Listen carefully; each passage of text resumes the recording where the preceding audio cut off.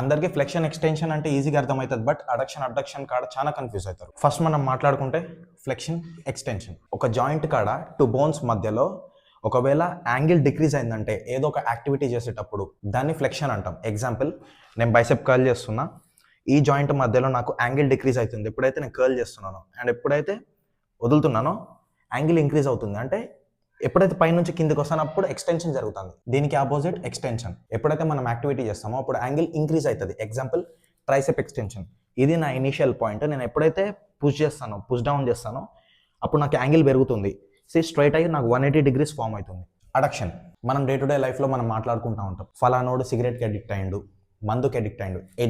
Addict in the sense addict. Addiction అంటే ఒక thing మన దగ్గరకు వస్తుందంటే దాన్ని అడక్షన్ అంటాం. ఎగ్జాంపుల్, నేను లాటరల్ రైజెస్ చేస్తున్నా, ఎప్పుడైతే నేను డౌన్ చేస్తానో డంబుల్ నా దగ్గరకు వస్తుంది.